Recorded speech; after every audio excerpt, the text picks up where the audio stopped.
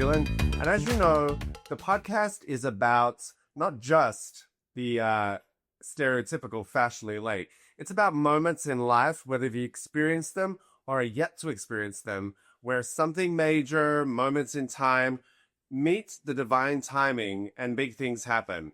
Now, today's guest is an artist known as Mougleta, darling. Hello, my darling. How are you? Thank you for having me. It's my pleasure. My pleasure.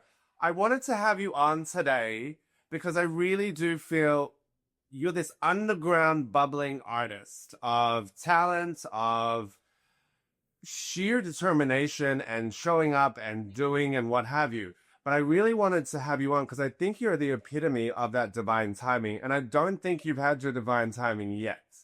So let's rewind and give listeners and viewers a little bit of background on Mougleta and what you've done to date so far. Thank you so much for having me on the show. Even though I'd love to be in Miami with you. We are in Toronto. We're doing the best we can, honey. I know, but we're making it happen. But yes, I mean, first of all, thank you again for having me. I mean, it means a lot to me. We go way back. You know, you've really been there from the very beginning of my journey until now. For those who don't know, my name is Mougleta. I'm a singer-songwriter. Born in Dubai. I grew up in many different countries around the world. I feel like, oh man, I don't even know where I'm from because it's like I really have lived in so many different places. I feel so nomadic, and that's where really my artist name comes from. Mougleta, it's from the Jungle Book. Mowgli from the Jungle Book. Yeah. I really felt like I belong somewhere. I really am like a citizen of the world because I grew up in many different places. Every single place is very special to me. And I've loved music and writing songs and performing and just everything about entertainment and just entertaining people since I was very, very young. So first and foremost, I'm always, I'm first a songwriter. I always say that I'm first a songwriter, and then I'm an artist. Songwriting for me is, the most important. That always comes first. And that's something that I've really been honing my craft and working on that for many years now. But I will always also be Mougleta, and that's, my artist name, that's my artist project. And as a songwriter, that's Yasmin, which is my real name. I'm thinking Yasmin. So I feel like that's two worlds that are really I'm in, because I really am a songwriter as Yasmin, and then, as an artist, Mougleta. So I'm kind of juggling both worlds, It's an interesting perspective to hear that and to find that balance in, obviously songwriting is, I think, something you either have or you do not. And I remember when I first discovered you, I was watching this little shitty show on some network, and I heard this song, Nice to Meet You. And I was like, what in the world is this track? Nice to meet you. That's crazy. That was the first. ABC Network. Yes, it was so major, and the scene in it was major. I backtrack, I found you, I stalked you, and here we are as friends, family. I met your mother, your father. It's official. Yes, honey, though that is how does starting fly of God. And that's another thing, is that was a project that I'm very grateful to be a part of. Like, it was on The Baker and the Beauty, ABC Network. Mm-hmm. And as a songwriter, to have a placement, that was my first sync, so that's a really big thing, and it was beautiful. And then and it's those connections. It's not always about numbers and money. It's also about, like, through that, I met wonderful people like yourself, and you really, from the very beginning, you've supported me and always been there for me. And just that really means a lot to me. So I'm glad you remember The Baker of the Beauty. I do remember. That coming up. I love that track. It's a nice, like, mix of so many, different elements. Again, I grew up, for all that, for the viewers that are watching, I was born in Dubai, but I grew up in Toronto. I lived in Beirut. I lived in Berlin. I just lived in, I really, Oh, she froze. Doha, Qatar, like, just all around. And, you can hear that in a lot of the songs. So even like Nice to Meet You, there's like a mix of just different elements. I think every song is so different. And that's the reason why I don't feel like I have a certain sound. Maybe the sound is like a world sound because Hmm. there is no genre. There is really no sound. I feel it's the main thing, of course, is my voice, but it's everything around it is like I'm so inspired by the different countries I've lived in, the different places I visit, the different producers that I work with. That's all influence in my music. So there really isn't like a certain, and I think you know, with a lot of labels or people that I worked with, they were like, "Well, what's your sound? What's this?" And thinking about it, I'm like, I really don't. I love R&B. I love hip hop. I love pop. I love like what is who cares about genres? You know what I mean? And I think that's going back to the Baker and the Beauty that it was a song that was like a mix of like, South America meets also Europe because I did that in Europe. So it was like such a mix of different genres. It had just like a Latin feel with a little bit of like a Middle Eastern feel, but again, it had this like pop feel. We an electronic vibe. We did that in Berlin. So it's like all the songs just are a lot of different things in one because wherever I am, it really influences the music. So, listening to you describe that work and the way that your inspiration is driven by perhaps your writers that you're with, the producers that you're with, other artists, life in general, I really find it interesting. And I always say this, and this comes with so much love, that you are the voice behind so many tracks that, I mean, you've been on featured with Afrojack. There's like major, major names here. I'm like, what do you think? Is it even something on your radar? Is it something that you want to break out and have Mougleta be that marquee name and have that voice turn into, hey, this is me? You are a star through and through. So I feel like, is that a moment? Do you feel like life is building you up to that moment? Because I really do feel like there's this almost disconnect in how popular your music is. And maybe you like it. Maybe you like to be like the CIA agent undercover, not out there. You know what I mean? But in saying that, is that something in your dream? Honestly, so I've been in the EDM dance world for a very long time. That's how I started and I connected with so many different DJs. I love dance music. I love that world and I love collaboration. I'm all about collaboration and I'm very grateful to have all these like very big collaborations with these incredible, Huge, like huge, Afrojack. baby. Huh? Huge, baby. A huge Afrojack and the Bravo Schultz. I mean, I am very, very grateful for all of that. But at the same time, for me, you know, right now I am working on my own singles for sure. I am gonna say something that I will be releasing. I have been teasing it on Instagram on my social.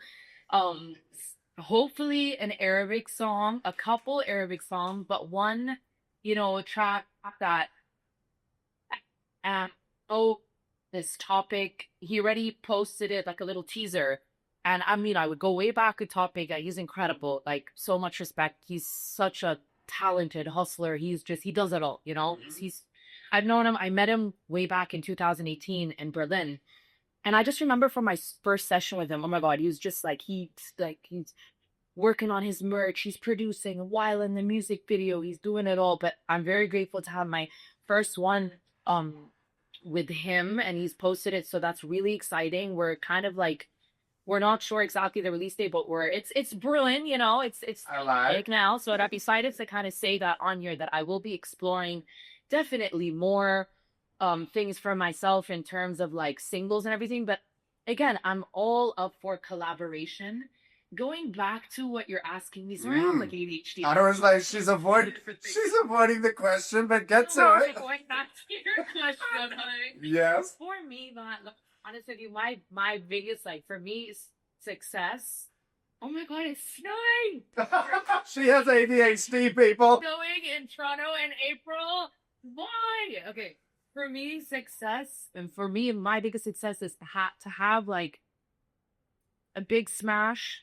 The whole world can sing along to, not being cheesy or anything. If I'm singing it, if somebody else is singing it, for me, that's like, and I don't feel like I don't have that yet. Again, it's fine. It's not something where, I'm so grateful for everything that I've done. But of course, I want more and I keep pushing and pushing to have that, like, big song that everybody knows, your neighbor, the person in the supermarkets, this, you're like, I think that that mega big track, it means more to me than like, if people know my name or famous, being famous, or, that's great that you can't work for that. If it comes, it comes. But that's like my biggest goal, to have like such a big song that I'm going to go inside of this supermarket or anywhere around the world and it's going to keep playing and playing on rotation, honey. I I'm think gonna swear. No, don't swear. I listen, honey. Right, right. I want the rotation baking. So I feel there has been great success. Of course, I've had great success in Europe, and there has been great songs. But I want that, and you want a song that really it changes your life. Like one song really does change your life. I feel like I'm a consistent, Yes. determined, artist, songwriter. And for me, that is so important. Again, of course, I would love people to know Mougleta and like me as an artist and everything, for sure. Um, but I would love them to know like my song more. That for me is more fruitful and exciting. I think that's really beautiful, the way you kind of look at this career and understand the logic of like, I think it's like throwing out, it's a needle in a haystack sometimes, the fame game. But what you have created, let me just preface this by saying combined millions and millions of streams across platforms across the globe in the US. So you're doing it already, but I really admire you truly as a friend, as a human being. The way you approach music, the way you're approaching music is really different, because I think there's more merit in having that track that everybody knows and maybe having that anonymity and not knowing who you are, so we can be silly out in Miami together and nobody's going to know. Exactly. And another thing I want to add on to this, sorry, by the way, there's construction every freaking day here in my farm and it's crazy. Like, I'm just gonna throw it out there, guys. I'm sorry. If you're some drilling, hit them stop. So here's the thing, like I want to say this also to songwriters, artists out there. I think a lot of us chase the wrong things. It's the truth. You can't really work for fame. You can't really work for money. I always say this, if you really you're gonna chase the quickest buck you can make, that's not really gonna work. Like a true hustler will really make a lot of money and have that longevity. So always think about that long run. So for me, it's not always about like, no, I need my name to be first and this and that, the fame and everything. I think again for songwriters, and it is hard sometimes when you write a song and you're like, I want to sing it, but honey, if Katy Perry's gonna sing it, if Bieber's gonna sing it, that's also amazing. There's so many different ways of success. Like, what is success to you? To me, it truly isn't like walking on the street and like that's, of course that's beautiful. Somebody knows who you are. You walk in a room, but you can, if I think that you can achieve that also. You can walk in a room and I mean, when I go to industry events and everything, of course I know certain writers, they know me. I think that that's all cool. That's beautiful. Don't get me wrong. It's great to walk in a room and people know who you are. That comes with everything later on. But the main thing is, of course, it's the music. It really is the music. And that is, that's like this, that's why we do this, like to have a great song, to put on a great show. It really isn't. I know that it is exciting for a lot of creatives because they're like, oh my God, I walked in and they knew who I was and everything. That's amazing. That's great. But there's a lot of people you don't know who the hell they are, or they wrote the biggest songs in the world. Yeah. And that gives me goosebumps, It's not always about the numbers and the followers. Then you need to forget all of this and you need to just create great music. Make great music and great content. If you're like a content creator, if you're a fashion designer, if you're a painter, an artist, whatever endeavor, whatever you do in this world, you need to forget about everything else. You need to X all of this bullshit. X it all out. Yeah. Sorry, mama, but like you need to, I don't want to swear, but it is what it is. And like, you need to just like focus on what is the main goal here? You want to create a great product. You want great music. You want a great collection, a line, whatever it is. Everything else follows, and I've always been like, for me, driven. And I think a lot of artists, they have too much, like it's like a complex. Like, I don't want to collaborate. no, that's not my sound. I can't do this. I want to release a song every 10 months. I think no, nowadays, like without an album, great. I believe in albums. I believe in projects for sure. But you got to keep it going with social media, and you have to be open to certain things that maybe you're not comfortable with, or you're like, oh, it's out of my safe zone, but you know, your comfort zone, but just do it. It's like me now going into Arabic. I don't like, this is a whole new world to me, you know. I don't have any songs in Arabic, let alone I've never written any Arabic songs. So this is like, it's a whole new chapter, and I'm so excited because again, it will be collaborative work with another DJ, with another artist. Again, I'm all for that, but it's something that's very new to me. I'm like, do it. I'm not gonna, and it doesn't mean that I'm gonna stop doing English songs. I'm gonna do Arabic and English and this album and that album. I want to do it all. And I don't want anybody to put me in a box and say, like, your sound is like, you know, this kick drum with this sound, that's Mougleta. No, Mougleta is world. I have a world sound, and it's different genres and different things. When you hear my music, it's like different freaking, I have a crazy life. Yeah. Crazy love life, crazy FEC, crazy. We'll save the love life for another day, girl. But I do wanna say, I do believe that perhaps that this next era with the Arabic music and kind of reaching into your soul, your roots, your history, maybe maybe this will be the smash hit that you've been waiting for. Because when you really lean in. Thank you so much. Wow, that gives me, you know, that really does give me chills, because I was so nervous. Like, I remember when Topic, you know, sent me the message. He's like, hey, you know, have you ever written something in Arabic? And I'm like, honestly, I've been wanting to do it for years.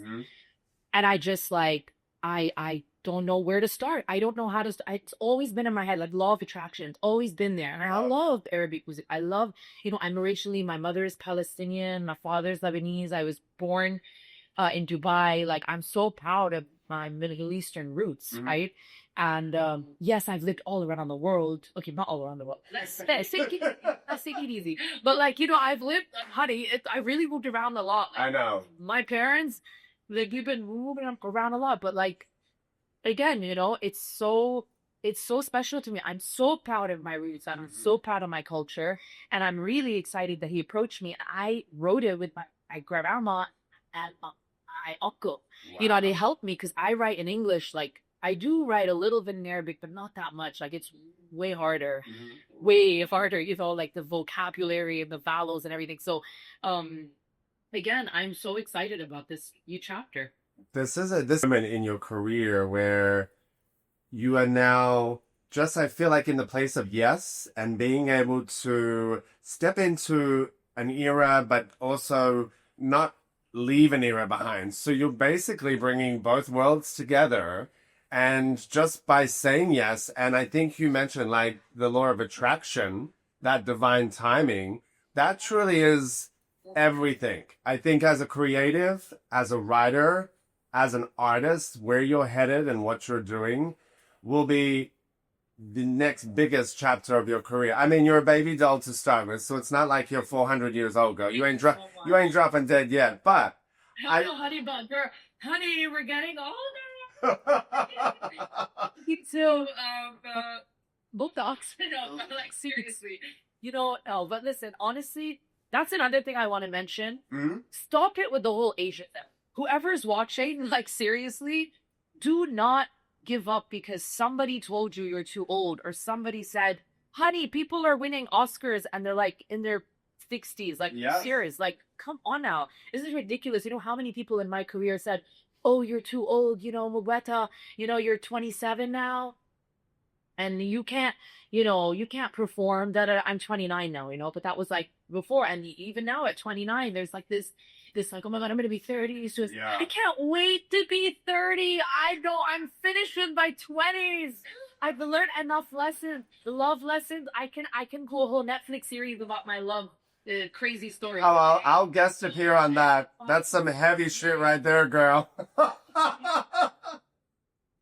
Seriously, like, let me tell you something.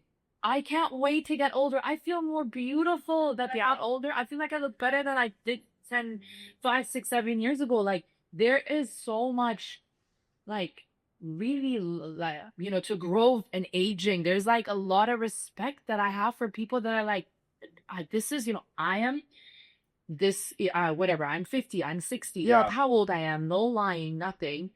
And just like being proud. Stop at the ageism. This is ridiculous. I think that's a very important thing in cross sectional. I think you really touched on something, and I do believe, and this is my next question because it's funny that we're very in sync, young lady, very in sync. So the where I want to take this is the industry that you're in, fashion, music, what have you.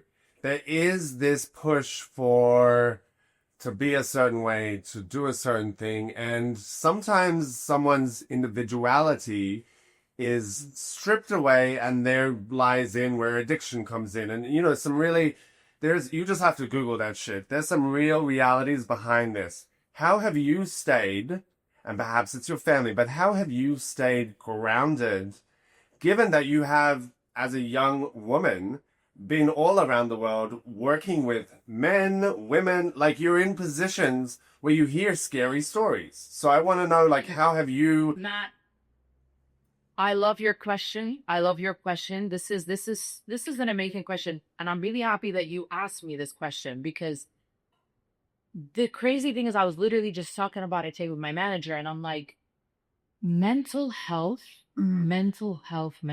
That is really so important. It's everything. You see so many people now, they have like millions of dollars, so successful, everything. And you can tell they're just like falling apart, you know? It really has nothing to do with, I think a lot of people think like, when I am really, really rich and I have fame and everything, I'm going to be so happy and yes, money does bring comfort. That is true. Let's not, Emphasis on the word comfort. That word comfort is important. But it doesn't bring... Continue. I like the way you preface that. Definitely. Like we can't completely say, oh, money is nothing. No. You got to pay your rent. You got to buy food. You got to pay your bills. I get it. That's important. But for me, in terms of, to stay grounded, and I would say my mental health, like I'm my best therapist. I am my best therapist. I talk to myself. Of course I talk. I love Amma. That's Nate Salo. I love her so much. She's right here. So I talk to my grandma a lot. I talk to people. Yes, my character, I talk. So I let it all out. I think that's very important. So I'm upset about something, or I'm frustrated in a relationship, or whatever it is, work, whatever it is, I will talk. I will tell you. But another thing is, people ain't going to hear your blabbing all day. So what I do is I have a journal and I write down everything I'm going through. I really do talk to myself. I analyze. I'm like, okay, today this happened. I wasn't very comfortable with this. I have really been through so much relationship wise, even in terms of like meeting people, like some dodgy people, like even in the workspace, like just certain uncomfortable situations, like that you're like, okay, you know what? Now I'm like, if I'm ever in this situation, I get up and I leave, it comes with certain, because listen, yes, this industry is wild, it's wild. It really is wild. And like, not only for women, for men, like just everybody. I'm not only going to say, oh, only for the girls out there. No, it really is in terms of the fashion industry, art, music, acting. And so I think definitely what kept me grounded, number one, is faith. God. I'm very connected to God, and I'm really like faith. It just gives me that sense of comfort, sense of relief. I think it's very important to have that connection with God. I have that since I was very young with my family. We're always like, we go to church on Sundays. We try our best, like to always, I think that's very important to me, to my family. That's how I was brought up, and also family, to have good people around you. So you are who you surround yourself with. Right. If you are going to surround yourself with an emotional, verbal abuser, it could be a love, it could be like a romantic partner, it could be a manager, it could be, if you're going to surround yourself with toxicity, you're most likely going to start doing whatever they're doing, right? So I think it's the people you surround yourself with. And then next comes those people, they exude certain energy. So if you're with people, not only that are, with substance abuse or whatever it is, they can even just be negative people though. I've cut out so many people out of my life. I've been friends with them for years, and I'm like, honey, You don't support me. You don't bring anything to the table. Friendship is reciprocated, right? Right. So at the end of the day, you gotta, as an artist, as a creative, you gotta, if anybody's negative around you, let me tell you this. Their problems start to become your problems. If you keep listening too much, if you can listen, you can listen, you can be there for someone, but you gotta have boundaries. So the moment those boundaries come out and you're just like deep in it, I'm telling you, their problems start to become your problems. And that's how the slowly addiction and depression. And then somebody offers you, take a sniff of this, take a shot of this, take this, and then you drown. If you have addictive personality disorder, you're most likely to get addicted to the drugs and everything. I've been offered plenty of times. In parties, in studios. There were drugs in front of me. There was crazy, crazy shit happening.